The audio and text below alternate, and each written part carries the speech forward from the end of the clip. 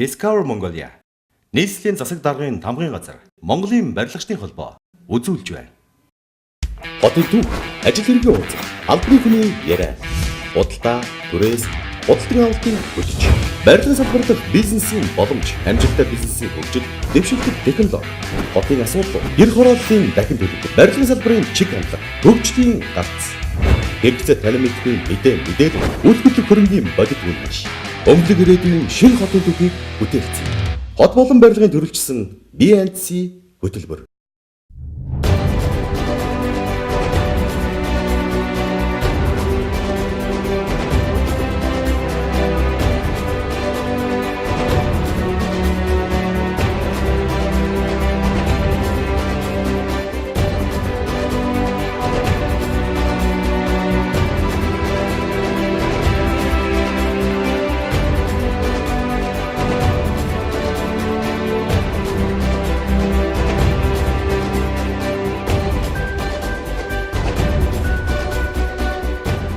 Сайн байцгаана уу хүмүүжчтэй. B&C нэвтрүүлгийн цоо шинхэн дугаар гэхэд бэлэн болоод байна.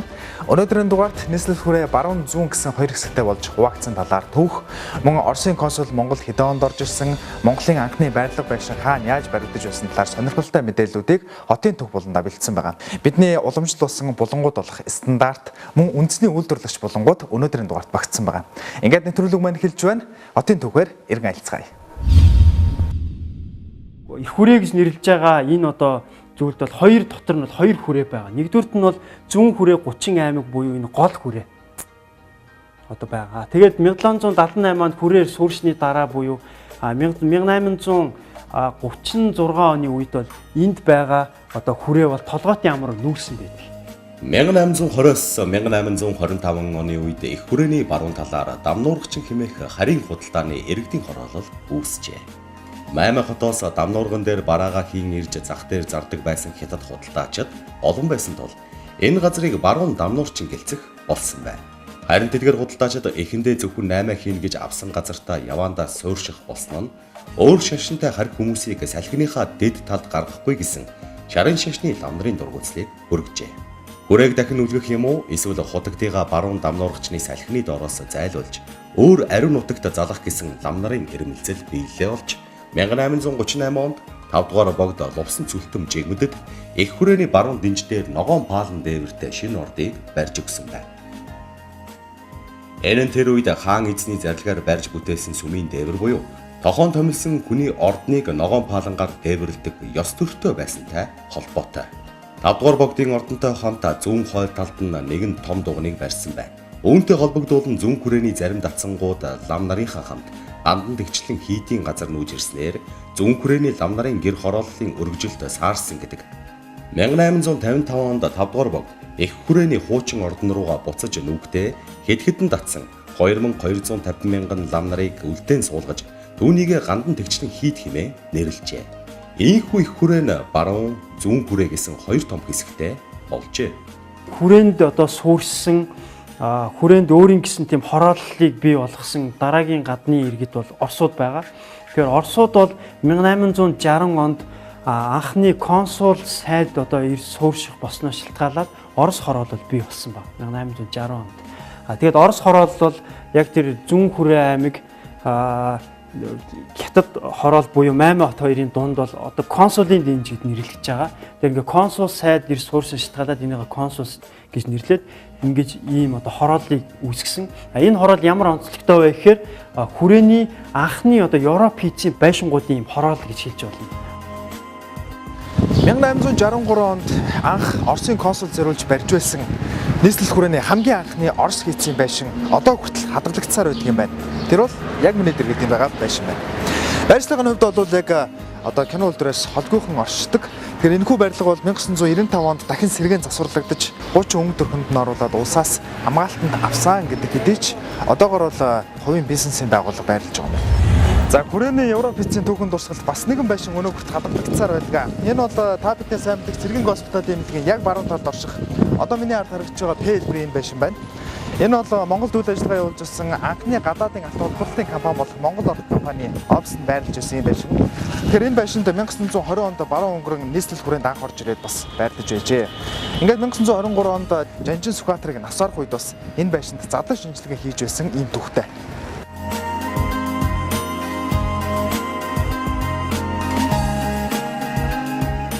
18 дугаар зууны эцэс 20 дугаар зууны их хүртэл 100 гаруй жилийн туршид их хүрээн, шашны мөргөл, худалдаа 8, гар урлал, эргэний хороолуудаас бүрдсэн сууршилтай хот болон хөгжижээ.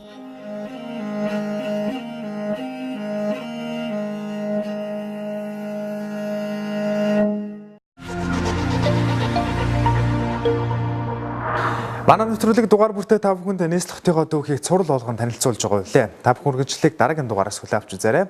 За ингээд барилга орчин барих гэж байгаа хүмүүс зориулсан бас нэгэн мэдээлэл байна. Бид өмнөх дугаартаа та бүхэнд хамгийн ихний алхам бол хөрсний судалгаа гэж ирсэн. Тэгвэл дараагийн алхам нь юу байх вэ? Энэ бол зураг төсөл. Нэвтрүүлгийн эвдэгч Говь Travel. Зураг төсөл нь барилга байгууламжийн үндсэн суурь бөгөөд зураг төслийн тооцоогүйгээр сайн барилга баригдах боломжгүй юм. Зураг төслөө сайн хийсэн барилга бат бүх эрүүл аюулгүй орчинд бүрдүүлж байдаг. Зураг төсөл гэдэг маань ерөнхийдөө их цогц ойлголтоор авч үзэх хэрэгтэй байхгүй юу? Зураг төсөл гэхлээр ганц архитектур биш. Тэмцээ дагаад барилга бүтээсэн инженерүүд байна. Халаа сэлгэж, цахилгаан хангамж, цэвэр бохирусны инженерүүд маань тэгээд өндөржилт тий. Тэгэл бүх төрлийн салбарын инженерүүд бүгдээрээ нийлжээж энэ зураг төсөл гэдэг юм чинь нийт бүр утгаар нь гаргаж ирдэг байхгүй юу? Зураг төсөл эхлэхийн өмнө дэвсгэр зураг буюу топографик зураг хэрэгтэй болдог. Топограф гэдэг нь газрын хэлбэр буюу гадаргууг тодорхойлсон зураглал юм а. Тухайн газар нь дов толгод, гол ус, мод чулуу гээд янз бүрийн гадаргуутай байдаг бөгөөд барилга байгууламжийн суурийг хийхэд энэхүү судалгаа нь нэн чухал ач холбогдолтой. Тэгээ газрын гадаргуу тодорхойлчихсан юм чинь энэ газрын гадарга дээрх нөгөө байшингаа суулгахын тулд тэрнийг өндөржилт гэж хэмээгдэнэ. Өндөржилт гэдэг нь маань болохоор газартай харьцах байшингийн маань шалны одоо тэгш налог ер нь байшингийн маань суурийг тэгш хазгаа ер нь тооцож бодож гаргадаг. Зарим газар ч болохоор ингээд овгор байх юм бол хусагдана, ухаж газрын тэгшлэн ч гэдэг юм уу. За зарим газар нь болохоор шороо нэмэхтэй бол шороог нэмэн ч гэдэг юм уу те. Тэр зураглалт хэрэгтэй. Тэгээ хоёрдугаар геологийн дүгнэлт. Геологийн дүгнэлт гэдэг маань хөрсний шинжилгээ. Энэ газар маань одоо ямар хөрсний бүтцтэй юм. Шавар ганцар юм уу, хайр ганцар юм уу, чулуутай хөрс юм уу те. Тэр ерөнхийд үндсэн мэдээлэл одоо хамгийн ихэнд ажил зургийн төслийн өмнө бол бэлтгэгдсэн байх хэрэгтэй. Зураг төслийг хийхэд бол эхний ээлжинд болохоор захиалагч нар те яг өөрсдөө юу хийх гэж байгаа те. Зургийн даалгавар гэж юм. За би одоо тэдэн давхрын барих гэсэн юм. Тэдэн өрөөтэй баймаар байна. За миний 0 тийм байна ч юм уу те. Тэгээ тийм үүтэй байна гэдэг нь ерөнхийд зохион байгуулалтын даалгавар өгöd. Тэрэн дээр нь үндэслээд архитекторыг бид нар нэг анхны санаагаа гаргаад за таны төсөл дээр газар дээр чинь очиж үзээ тийм үү те. Газар чинь таны газар дээр иймэрхүү хэлбэртэй таны хүснэр ийм л юм болох юм байна гэж ерөөдөө анхны эдийн санаа гарна. Тэгээд захиалагчтайгаа нөгөөт чинь тохиролцох юм бол эхлээд эсгийн зураг гэж гарна те. Эсгийн зураг маань таашаа ажлын зураг төсөл болно. Ажлын зураг төсөл маань дараа нь газар дээр байшин болж баригдана. Эскиз зураг маань одоо барилгын анхны санаал гэсэн утгатай. Эскиз зургийг батлуулсны дараа техникийн нөхцөл олгох хүсэлт гаргаад холбоодох инженерийн шугам сүлжээнүүд дээр техникийн нөхцөл авна. Үүгээр дулаан, ус хангамж, ариутгах татварга, холбоожуулалт, цахилгаан хангамж эдгээрийн дагуу техникийн нөхцөл аваад тэгээд батлагдсан эскиз зургийн дагуу ажлын зураг боловсруулна. Эндээ мөн юу орох вэ гэхээр ерөнхий төлөвлөгөө. Батлагдсан эскиз зургийнхаа дагуу дэвсгэр зурган дээр ерөнхий төлөвлөгөөгөө боловсруулах шаардлагатай. Тэгээд архитектур төлөвлөлтөөр энэ маань ажлын зураг. Энэ юу гэхээр байгуулалт. Одоо энэ ханаа хитээс хитийн хооронд байхын хаалга нь хаана байхын одоо энэ өрөөнүүдийн өргөн бүх хэмжээсүүдийг нарийн гаргаж өгнө. Гадна довжоонуудыг нарийн гаргаж өгнө. Тэгээд цонх хаалга гэх мэт тэр шаардлагатай зүйлсийг бүгднгийн тоо ширхгээр гаргаж өгнө. Ажлын зураг гэдэг маань одоо энэ барилгыг барихад л ерөөсөө бүх мэдээлэл нь тэр зурагт багтах ёстой. Архитектор гэдэг нь байшин барилгын өнгө төрх, гадаад дотоод бүтэц, хүний амьдрах таатай орчин буюу регомоник болон байшингийн үндсэн шийдлийг гаргадаг. Архитекторын энэхүү шийдлийг үндэслэн барилга бүтээцийн инженер бат бүхийн тооцоо хийнэ. Энэ тооцооноос барилгын насжилт шалтгаалдаг. одоо энэ байшин маань аяган сууртай байх юм уу, шугамн сууртай байх юм уу, эсвэл нэл сууртай байх юм уу, каркас хийх үү, бүрэн зутгамал болох уу гэдгийг маань барилга бүтээцийн инженер маань тооцож байна. Технологийн зураг гэдэг байгаа. Технологийн зураг гэдэг маань болохоор барилга архитектурынхаа зургийн бас нэг хэсэг болоод явждаг. Энэ юу гэхээр тоног төхөөрөмжийн байгууллага гэх юм уу да. Тоног төхөөрөмж хаана яаж байрлах вэ? Тэдгээрийг тусгаж өгдөг. Хамбаа салхивчийн инженер маань одоо энэ байшинг агаарын одоо цохистой харьцаанд тооцно. Одоо ямар салхивч хийвэл энэ байшин маань нөгөө агаар нь сэлгэх үү? Хичнээн метр килокалор цаг хэрэгтэй болж байна. Тэгжээж энэ байшин яаж халах вэ? Радиатор тавих уу, шалны хаалгаар тавих уу, тийм энэ бүгдийг маань алаад сэлгүүч инженер маань тооцно. За цэвэр бохор усны инженер маань болохоор одоо энэ байшинд орж ирсэн усан хангамж тэр карантаас гоож усны чинь тооцоо. Цахилгааны инженер маань одоо бүх одоо нахуу хэрэглээний тог цахилгааны чинь очиад тооцож байна. Хаана харьцаадаг байх вэ? Ямар хүчин чадалтай байх вэ? Гэрэл нь хаан суйрлуулах уу, тэ хичнээн фазын ямар утсаар хижин жилтэй утсаар явах уу гэдгийг чинь тооцож гаргадаг. Тэгээ энэ одоо дээрээс нь холбоо тохиолын инженер маань орж ийн тэ энэ маань болохоор интернет кабель нь хаанаас орж ирэх үү, тэ кабелийн телевиз нь хаанаас авах уу гэдэг бүгдийг тооцсон. Энэ бүгд маань нийлжиж нэг цогцоороо барилга гэдэг юм чинь бий болж зураг төс чинь ижмрууднаар бий бол. Зураг төс хийсэн дуусны гадаараа онцгой байдлын ерхий газар дээр очиж галын байсагч нартаа зөвшөөрчөж тэд нартэй нормын дагуу хийгдсэн байна уу гэдэгт шалгуулад зургс маань цааш явна. Тэгээ бас нэг чухал юм гэвэл тухайн барилгын төсөв гол суурь ухаас ахуулаад л ингээд барилга дуусах хүртэл бүх төсөв тооцоо тэр бүгдээрийг тусгасан байна. Тэгээд техникийн нөхцөлийн дагуу гадна шугам сүлжээний зургуудыг бас боловсруулах шаардлагатай.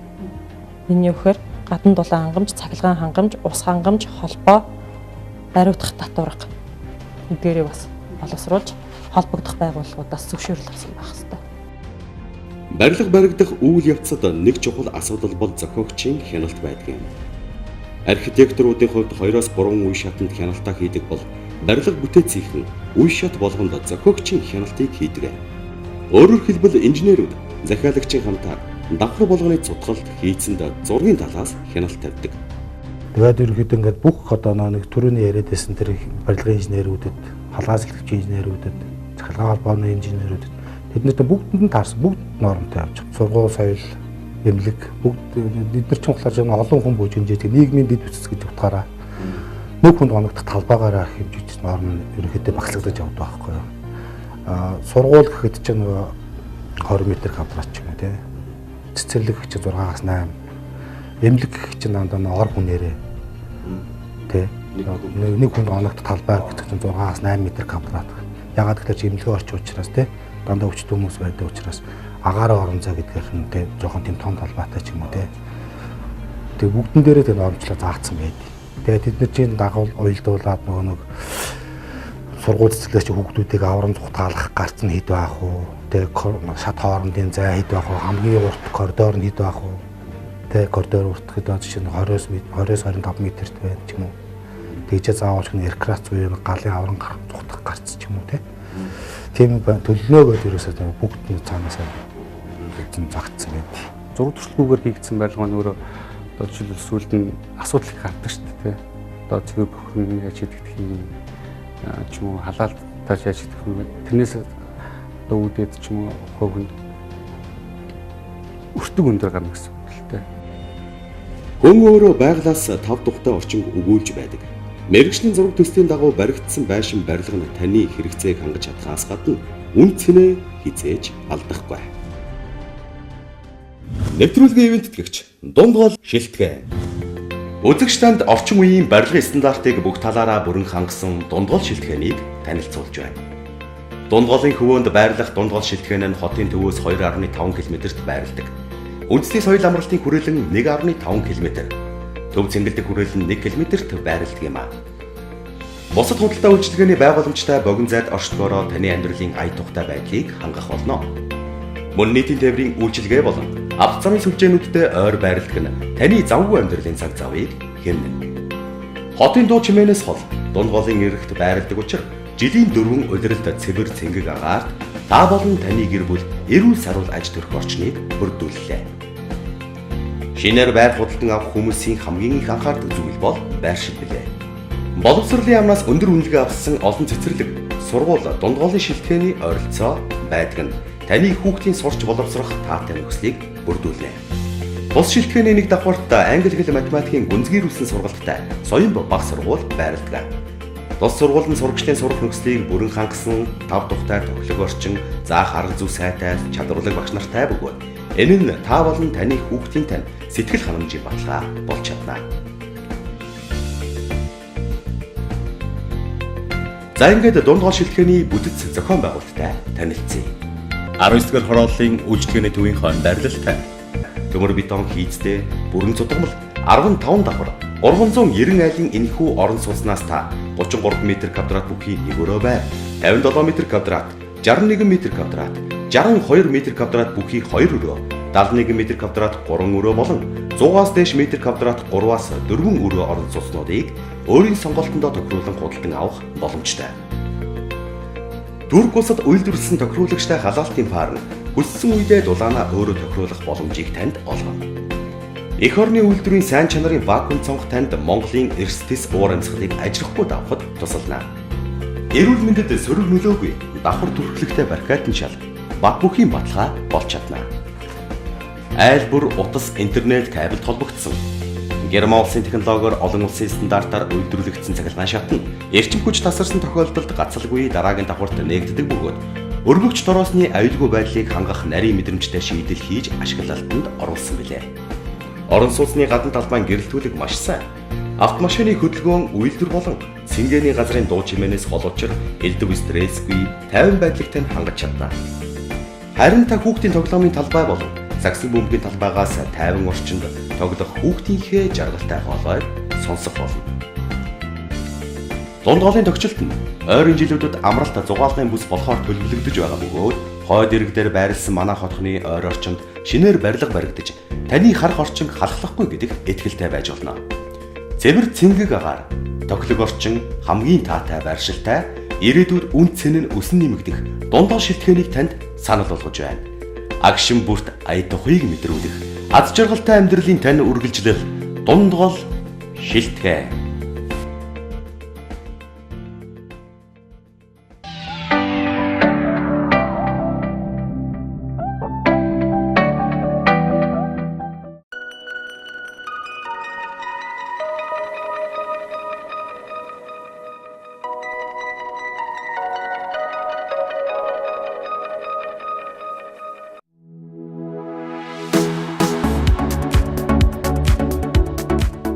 Нийслэл хотын төв магистрал зам дагуу гудамжийг инх тайвны өргөн чөлөө гэж нэрлэдэг.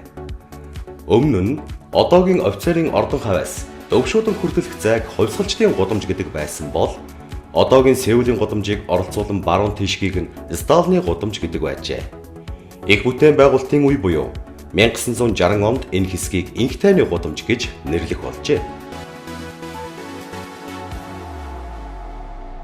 Харин гудамж гэх нэрийн тодотголыг 1990 оны 6 дугаар сарын 7-ны өдрийн ардын депутатуудын хурлаар өргөн чөлөө болгон өөрчилжээ.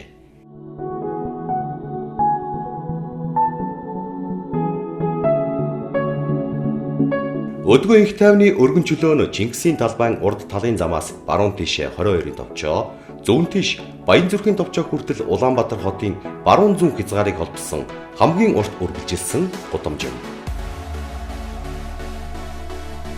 Бидний сайн мэдэх офицеруудын ордон, оргил худалдааны төв, кино үйлдвэр, Улаанбаатар зочид буудал, боловсролын их сургууль, улсын их дэлгүүр, үйлдвэрчний соёлын ордон зэрэг барилга байгууламжууд байрладаг ба хотын ихэнх томоохон гудамж болон замууд энэхүү өргөн чөлөөтэй огтлолцдог билээ.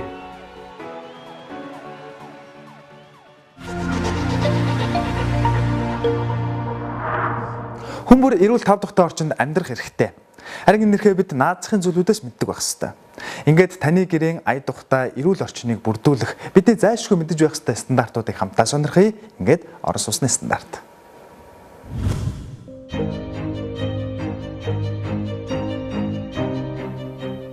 BNC хөтөлбөрийн стандарт болон эхэлж байна. Энэ удаад бид орон сууцнд зайлшгүй мөрдөгдөх стандартуудаас танд хүргэх гэж байна.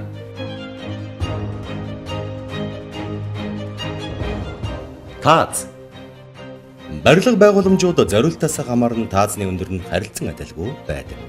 Орос улсны таазны хувьд шалны түвшнөөс дээшээ 2.8 м-с багагүй өндөртэй байх ёстой. Харин галтгоо ариун цэврийн өрөөний тааз нь шалны түвшнөөс дээшээ цэвэр өндөр нь 225 м-с багагүй байж болно гэж барилгын стандартад заажээ. Хан. Орос улсны ханыг дотор хан, гадна хан гэж хувааж ойлгоно. Хан нь барилгын доторх өрөө тасалгаануудыг гадны нөлөөллөөс тусгаарлаж, өрөөг тогтмол дулаантай, тодорхой чигтэй байлгах нөхцөлийг хангасан байна. Мөн дуу чимээ нэвтрүүлэхгүй байх ёстой. Ханын чанарыг зузаанаар нь хэмжиж ойлгож болно. Дотор хан нь эмүүлс, шохоо гээд төрөл бүрийн гадаргуутай байж болох ч, обой буюу цаасан наалахтай хан нь бусад ханаа бодвол үний бид үзүүлэх сөрөг нөлөө хамгийн багатай байдаг байна. Унтраалга. Унтраалга нь хаалганы бариултай талд хаалганаас 15 см-с багагүй зайд өрөөний зориултаас нь хамааруулж өндөр нь 1.6 м хүртэл байна. Өрөөний талбай хэмжээнээс хамаарч гэрэлтүүлгийг 1 ба 2 унтраалгаар асааж унтраадагаар суйрлуулж болно.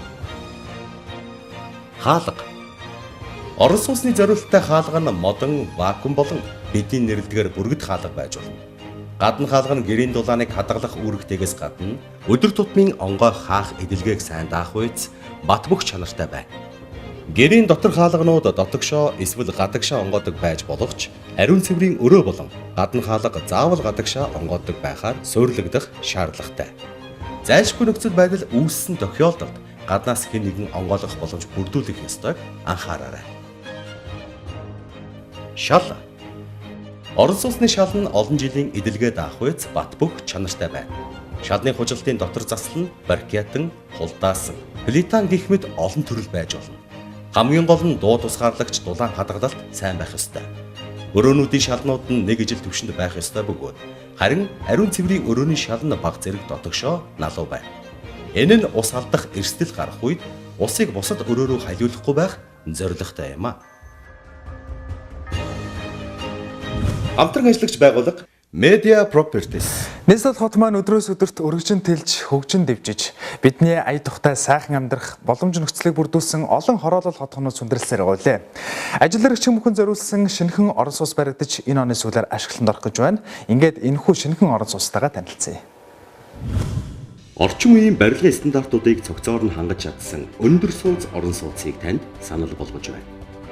Ирээдүйд хотын төв болон өргөжих байрлал буюу Сүхбаатар дүүргийн 11-р хороо, Зүгийн үүр барилгын материалын дэлгүүрийн баруун талд, Хангай хотгоны хойд талд байрлах энэхүү орон сууц хотын төв цэгээс 2 км зайд орших бөгөөд томоохон худалдаа үйлчилгээний газруудтай ойр байрладаг нь ажил хэрэгч завгүй танд таалагдах болно. Мөн автобусны буудал, тээврийн сүлжээнүүд 500 м-т байрлахаас гадна үндэсний томоохон захууд 2-оос 2.5 км-т байрладаг нь таны үнэт цагийг хэмнэнэ.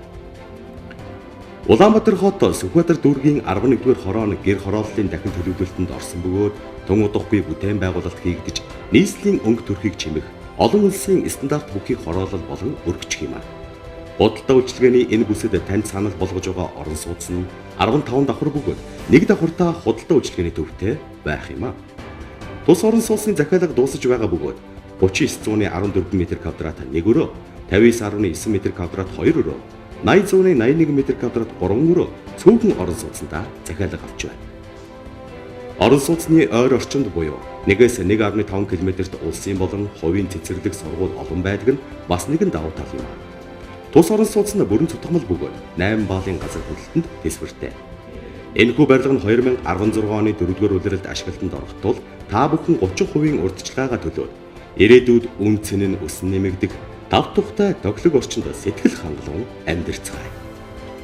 Өндөр сууц орон сууцны захиалга авах утас 8988 тэгс 70 8988 тэгс 70.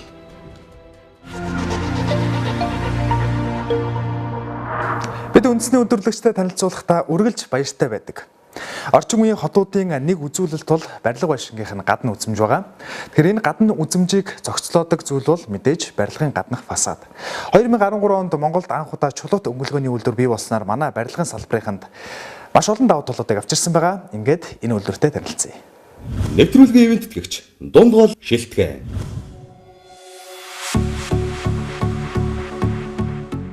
90 жилийн түүхтэй манай барилгын салбаар сүүлийн үеийн дэвшилтэд технологи, техник тоног төхөөрөмжүүдийг ашиглан дэлхийн хөгжлийн жишигт хүрэхээр урагшилсаар байна. Техник технологийн хөгжил нь аль болох хүний хөдөлмөрийг хөнгөвчлөх, эдийн засгийн үр ашигтай тал руу чиглэгдэж байна. Барилга байгууламжийг хамгийн орчин үеийн өнгө шийдэлтэй харагдуулдаг зүйл бол чулуун өнгөлгөө байдаг. Чулуун өнгөлгөөг бид гадны орнуудаас өндөр үнэтэй худалдан авч мөнгө төгрөг цаг зав авардаг байсан. Харин энэ бүхэн ард газарч дэвшилтэд технологи сүүлийн үеийн тоног төхөөрөмж ашиглан дэлхийн стандартад нийцсэн чулуун өнгөлгөөг Монголдоо үйлдвэрлэдэг болж чадсан нь хамгийн том амжилт. Pyramid Impex компани нь Солонгос улсын барилгын материалын тэргүүлэгч үйлдвэр болох Daiba Housing компани албан ёсны патентын эрхтэйгээр Монголдоо анх удаа чулууд өнгөлгөөний үйлдвэрийг байгуулжээ. Daiba Housing компани нь барилгын гадна дотор гоёлын бүх төрлийн материал үйлдвэрлэгч бөгөөд Америк, Япон, Канада, Орос зэрэг 20 гаруй оронд бүтээгдэхүүнээ гаргадаг дэлхийн шилдэг үйлдвэрлэгчдийн нэг юм.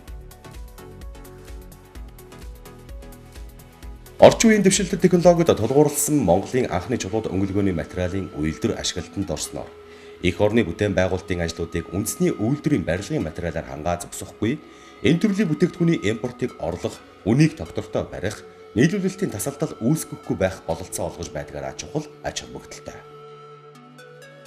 Чулууд өнгөлгөөний материалыг бохирдолгүй усан суурьтай химийн бодис болон байгалийн чулууны холимгоор хийдэг ба барилгын дотор гадна ханыг өнгөлөхөд ашиглана.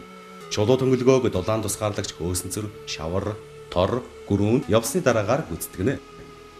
Pyramid Impex компани нь Солонгосын барилгын материалын тэргүүлэгч үйлдвэр болох Daiba Housing компани технологиг нэвтрүүлэн Монголын зах зээлд 9 төрлийн гадна болон дотор чулууд өнгөлгөөний материалыг үйлдвэрлэж байна. Чулууд өнгөлгөөний пигмент нь манай орны нар салхинд гандалт өгдөггүйгээр бусад төрлийн будагнаас давуу талтай бөгөөд 120 гаруй өнгөний сонголтоогоор үйлдвэрлэгдэж байна. Нэг савнда 24 кг-аар савлагддаг. Нэг сав чулууд өнгөлгөөгөөр 10-аас 12 м2 талбайд чулууд өнгөлгөөг хийнэ. Pyramid Magic чулууд өнгөлгөөний пигмент нь манай орны хурц нар салхинд гандалт өгдөггүйгээр бусад төрлийн будагнаас давуу талтай. 120 гаруй өнгөний сонголттой үйлдвэрлэгдэж байна. Pyramid гүрэнт нь сайн чанарын бэхжүүлэгч юм. Мод ба төмрөөс бусад гадаргуун дээр чулууд өнгөлгөөний шаврыг татахад суурь болон хэрэглэнэ. Pyramid mortar нь ижил төрлийн бүтээгдэхүүнүүдээс наалдах чадвар маш өндөр, хагаралт үүсдэггүйгээр бусад бүтээгдэхүүнээс давуу талтай. Хөөс болон тор наахад тохиромжтой бөгөөд гүрэнт хэрэглэхгүй чулууд өнгөлгөөг татаж болдгоороо давуу талтай. Pyramid Industry компани эдгээр чулууд өнгөлгөөнүүдийг худалдан авснаар таны цаг болон зардлыг хэмнэ. Хэрэгэлсэн үед удаан эдэлгээтэй, өнгө алдахгүй, гадаргуун зууралтгүй, таны хүссэн ямар ч өнгөөр үйлдвэрлэх боломжтой. Бороо цас байгалийн ямар ч нөхцөлд тэсвэртэйгээд олон давуу талтай билээ. Эдгээр бүтээгдэхүүнүүд гадны нөлөөллөөс хамгаалах өрмөц хамгаалтын өнгөлгөөтэй мөн дулаалгын системийг боловсронгуй болгохын тулд хамны гадаргууд ESP хавтан хуурай шохон уусмалаар бэхжүүлдэг нь танд сэтгэл ханамжийг өгч чадна. Pyramid Industry компани нь чулууд өнгөлгөөний материалын үйлдвэрлэлээс гадна барилгын гадна хөөсөнцөр хавтан барилгын гадна материалаа суйрлуулж тогтоох, бэхлэх зорилттой төрөл бүрийн сайн чанарын хадаас, тор, цав, бэхлэгч, тогтоогч зэрэг бүтээгдэхүүнүүдийг Солонгос, Хятад зэрэг улсаас импортлол худалдааж байгаа. Харилцагч компани болон хэрэглэгчдийн таашаалд нийцэж талархал хүлээгээд байгаа билээ.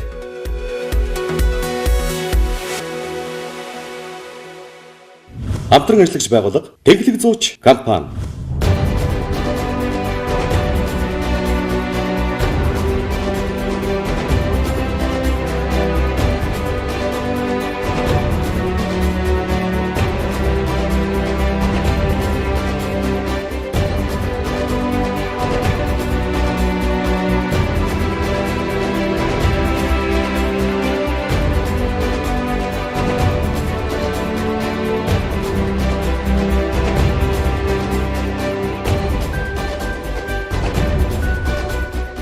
BNC нэвтрүүлэг орон сууцны болон барилгын материалын үн ашигтай холбоотой мэдээллүүдийг Техник зууч компани бэлтгэсэн судалгааг ашиглан та бүхэнд хүргэдэг үлээ.